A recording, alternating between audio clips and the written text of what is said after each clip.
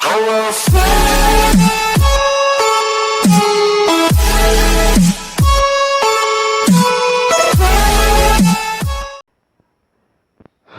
up guys, we're back in another video, and today kind of a video unlike any other. So yeah, as you can see, we are reacting to scary animations. Now growing up, I hated these things. Like if I see a YouTuber watching this, I look away. I look away. But today I thought it would be interesting if I tried it. So yeah, I'm gonna check out some scary stories. Oh, it's 17 minutes long. So I definitely gonna be about two because it's too long, too long. Without further ado, let's start.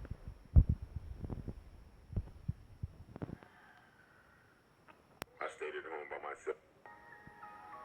Home Alone series. When I was 10 years old, I stayed at home by myself for the first time while my parents went out for a date. I was really into horror movies, so my imagination ran wild, so I had every light on in the house. I was scared, honestly, but not so much due to the lights. My parents told me they would be back by 10, so I wasn't really worried. Oh no. I had food, blockbuster movies to watch, Oh, my PS4. favorite Cool. game, Manhunt, on my PS2. Oh, PS2. By the way, this was 2004. Oh my It god. started to get dark outside when all of a sudden a storm hit. Then the lights went out. As soon as it happened, I ran into our living room near the front of the house with my flashlight. I was definitely afraid now. I decided to get under the covers on the couch. I tried to fall asleep, but I was so afraid I couldn't. I don't know why, but I peeked out from under the covers, and I swear, I saw the silhouette of a man in the corner of the room.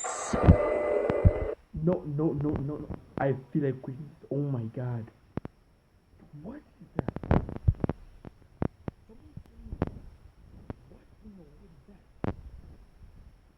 Now gotta take a break. No. Okay. So guys, I just want to drink some water and think about what I'm going to watch. First of all, what is this? Let's just continue, man. I jumped back under my covers, breathing heavily. You All better. I heard was slow, methodical footsteps. Oh my. They were coming toward me. Then I heard whispering along with the footsteps. My heart was pumping out of my chest at this point. Then the sound stopped. I just laid there frozen. No sound. Go! Oh no. I got up and ran out of the house because it felt like someone touched my arm. And I know I heard someone yell the word go. I pretty much ran out of the house with the blanket over my head. I ran to my neighbor's house. I told them what happened and they called the cops from their cell phones. My parents arrived a little later than they expected due to bad traffic. They seemed angry about what happened. The police say that there was no evidence of a break-in. I still to this day remember that feeling of fear, but I really don't know if it were my imagination or not. You better hope that was your imagination, because that would be scary. I would move out if I were you, to be honest. Next one. True coincidence or story, close encounter, blah blah blah blah.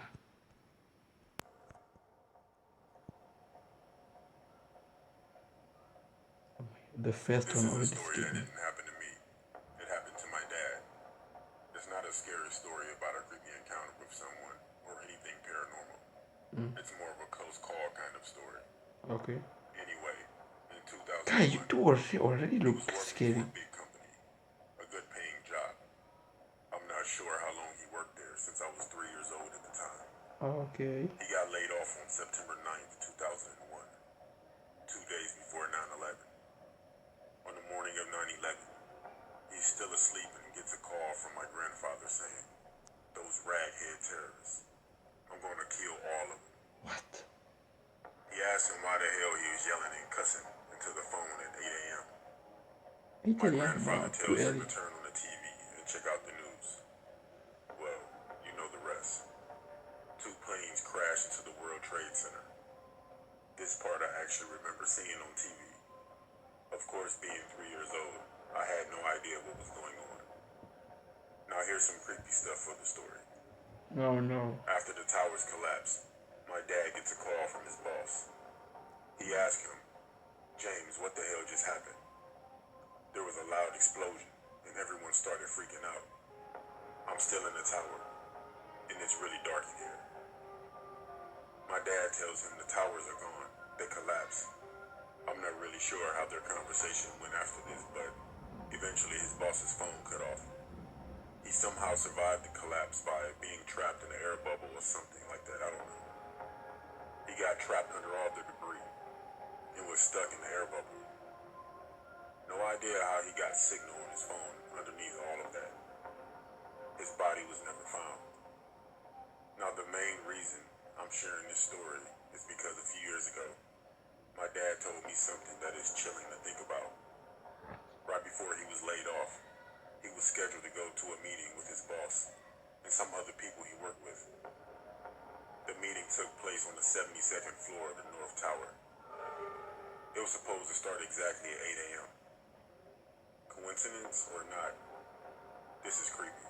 Yeah. I'm glad he never went to go to that meeting. Yep. I only have a few early childhood memories from 2001, so I almost grew up without a father. Man. Now it's just something our family talks about every now and then. This just in, you were looking at obviously Okay. a very disturbing live shot there. That is the World Trade Center, and we have unconfirmed reports this morning that a plane has crashed into one of the towers of the World Trade Center. CNN Center right now is just beginning to work on this story, obviously calling our sources and trying to figure out exactly what happened, but clearly something relatively devastating happening this morning there, the south end of the island of Manhattan. That is, once again, a picture of one of the towers of the World Trade Center. Terrifying through deep web. What? Deep web.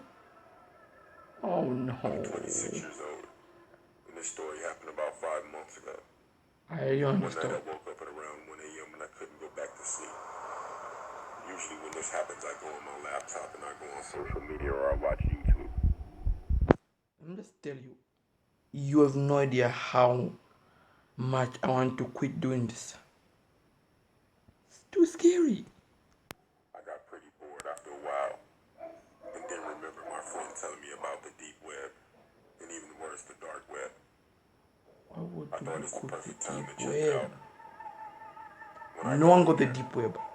there was a lot of links to click on, such as live rape, illegal pornography, hitmen for hire, human body parts for sale, torture, What? all kinds of stuff.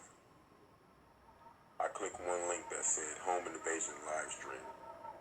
The first thing I saw upon clicking was a man filming himself. He was wearing a clown mask and held up a large knife imitating slicing his own throat. He then turned the camera around to film a window that was slightly open. He took his shoes off and slowly slid the window open and climbed inside. You could see him sneaking upstairs. He entered the bathroom where he made a small cut on his arm with the knife he was carrying.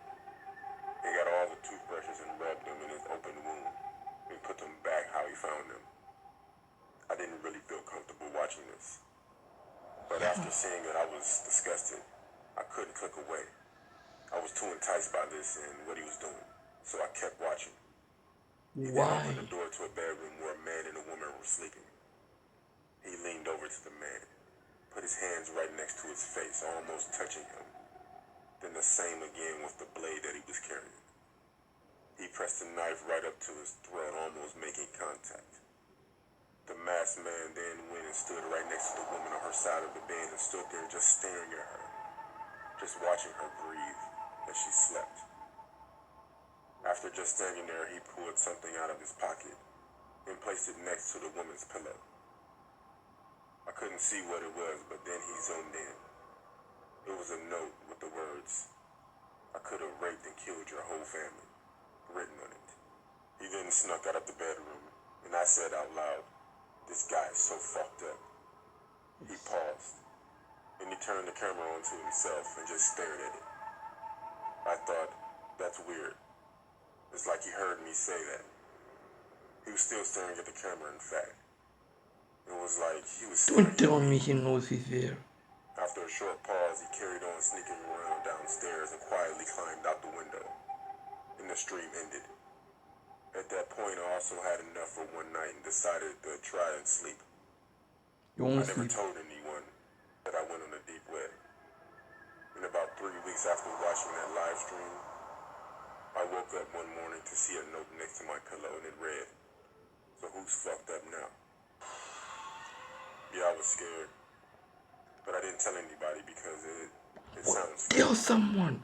The cops. But I tell you what, Your parents. I will never go back on the deep or the dark web again. You better not.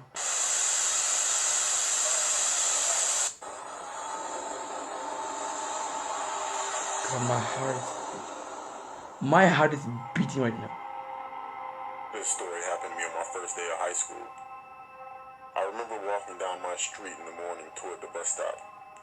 There were a few other kids What is that? next to me talking.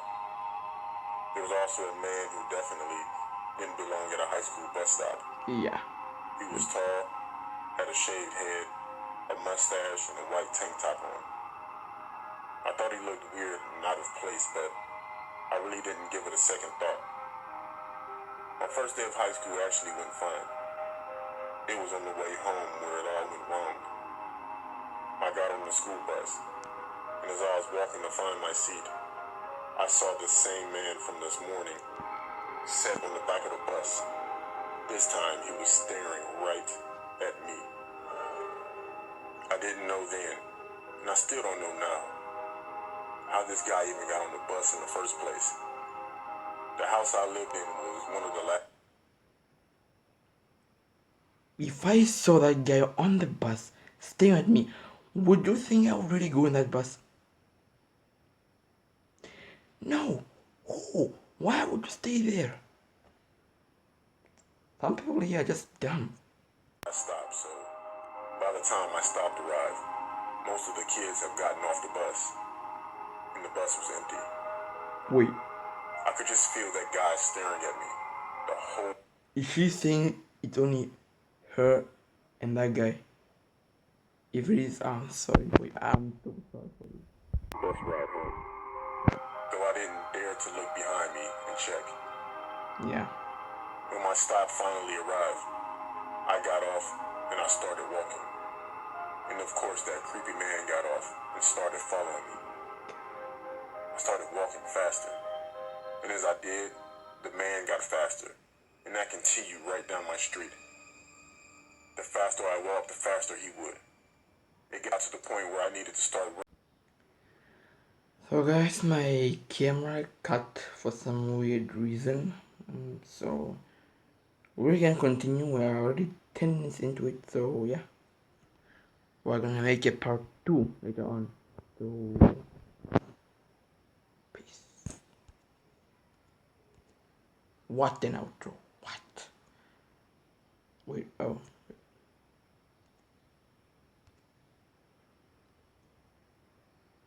Yeah. Also forget you guys, shout out to my friend Andrew Koyoyo. Andrew Koyoyo. Sometimes don't pronounce name right, but good friend. He's going through some tough times. I can relate to that. So just want to make him feel better and give him a shout out. So yeah. I think that's all. We're gonna make it. We're definitely gonna make it part 2 later on. So yeah.